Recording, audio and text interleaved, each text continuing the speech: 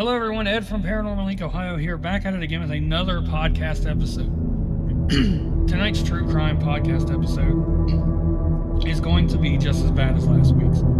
So, I recommend listener discretion advised. We're going to talk about someone that has SA'd a lot of women. We're going to talk about murder. Just craziness.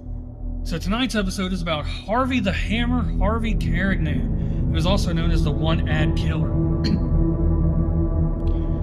Carignan was born to an unmarried 20-year-old mother in North Dakota on May 18, 1927. At the age of 10, Carignan returned to live with his mother after spending time with his aunt and uncle in North Dakota. In Minnesota, he had a bedwetting issue as a child. He was diagnosed with having childhood chorea and enuresis. Yeah, these medical words I will always butcher. I will never be able to say them correctly, so I apologize for that. In a Mandan, North Dakota reform school, Carignan encountered a great deal of academic difficulty. At the age of 18, he graduated from the reform school and enlisted in the United States Army. Carignan died at Minnesota Correctional Facility, Oak Park Heights, on March 6, 2023, at the age of 95. So with that all being said, we're going to now talk about, sorry about that, some of Carignan's murders, his trial, his arrest, all that jazz, up to his death. And this first one I'm going to talk about, you're going to go, oh my God, they had him. Why did they keep him? And you're just going to be bewildered by what you hear. So here we go. On July 31st, 1949, Carignan killed 58-year-old Laura Shaw during an attempted SA in the territory of Alaska. On September 16, 1949, he attempted to SA another woman, Christine Norton, and was arrested the next day. Carignan was convicted of first-degree murder and assaulted with intent to commit SA. The jury did not recommend mercy, and he received a mandatory death sentence. However, Carignan won a new trial on his murder conviction in 1951 on the grounds that his confession had been improperly obtained. An officer interrogating Carignan had told him he would not be executed if he confessed to the murder. Carignan's confession was suppressed, and the murder charge was later dismissed. He continued to serve a 15-year sentence for assaulting Christine Norton in 1952. He was transferred to Alcatraz Federal Penitentiary before being paroled in 1960. So, you're going to notice a pattern with his paroles. Just months after his parole, Harvey and his brother Clinton, who was also a parolee from Alcatraz, were arrested for burglary in Minnesota. They were convicted of attempted third-degree burglary, and Harvey was returned to prison for 4 years, serving his time at USP Leavenworth. He was paroled on March 2, 1964. In November 1964, Carignan was arrested for second-degree burglary in Washington. They don't realize to keep this guy inside prison. He was found guilty, received a 15-year sentence, and was paroled once more in 1968. Carignan later served another year for violating his parole. Again, all these violations and all these crimes, and they just don't keep this guy. On October 15, 1972, 19-year-old Leslie Laura Brock was found dead in Washington. She had been killed by several blows to the head. At least one person claimed to have seen Brock get into Carignan's truck. On May 1st, 1973, 15-year-old Kathy Sue Miller saw a help wanted ad by Carignan for his gas station. When she showed up, Carignan SA'd her and beat her to death with a hammer. Miller's body was found months later by two boys hiking on the Indian reservation north of Everett, Washington. She was bundled in a sheet of plastic with hammer holes in her skull. Can you imagine being a kid and you're out with your friend, your buddy, or whatever, and you're going to go for a hike, you're going to have a good day, and then you stumble across a dead body wrapped in a plastic sheet. I just can't. I can't. Although he was considered the prime suspect, Carignan never faced charges in the murders of Brock or Miller due to a lack of evidence. September 9, 1973, Carignan picked up 13-year-old hitchhiker Jerry Billings in Minnesota. He essayed her and beat her with a hammer before releasing her, warning her not to say anything. In May of 1974, Carignan began living with a 29-year-old woman named Eileen Hunley. They settled in Minnesota on August 9, 1974. However, Hunley left Carignan, and then she disappeared the next day.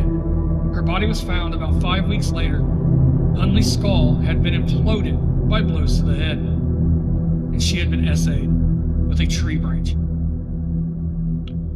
On September 14, 1974, Carignan picked up Gwen Burton from a Sears parking lot. He ripped off her clothing, choked her until she was nearly unconscious, and essayed her with a hammer.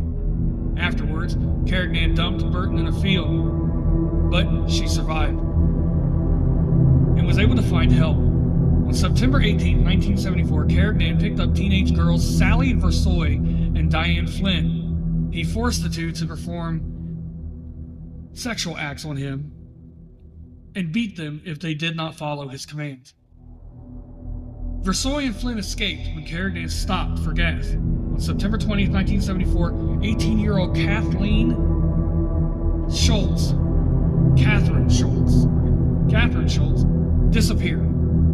Her body was found the next day in a cornfield. She had been beaten to death with a hammer, and her skull had also been imploded.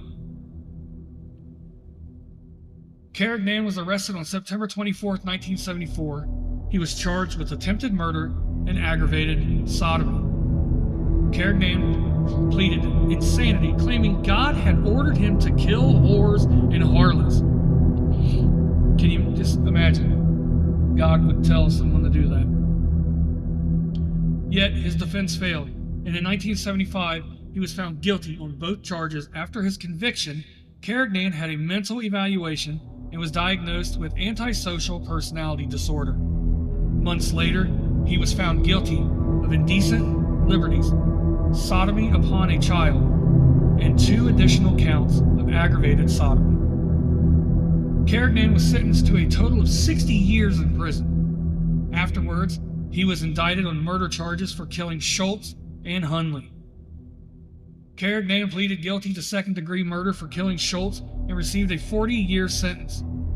He was convicted of first-degree murder for killing Hunley and received a life sentence. And that life sentence is what he lived and did for the rest of his days. He stayed inside prison. They did not parole him, thank God, for the umpteenth thousandth time.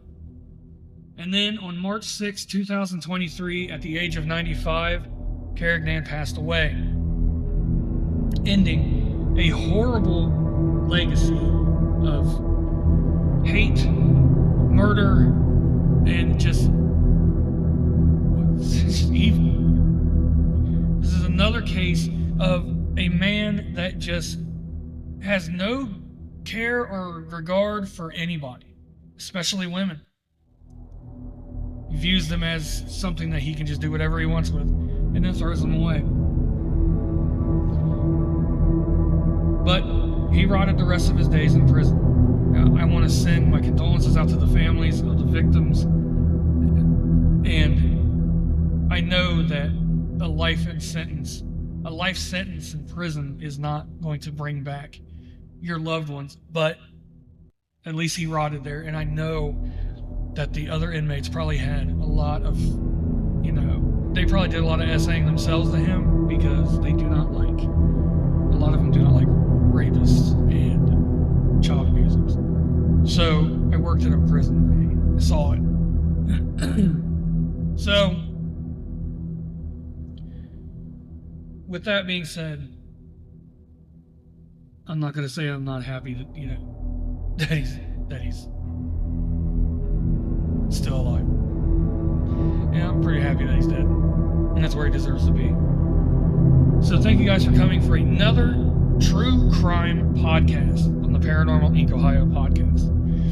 You can check us out everywhere on any type of podcast format you could think of.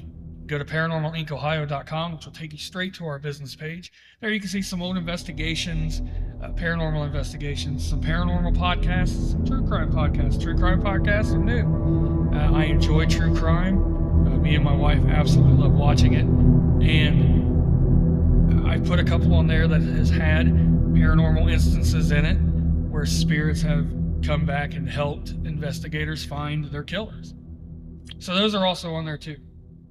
But thank you guys so very much for coming out. I love each and every single one of you. Thank you so much for your support, and I will see you guys in the next episode. Bye, everyone.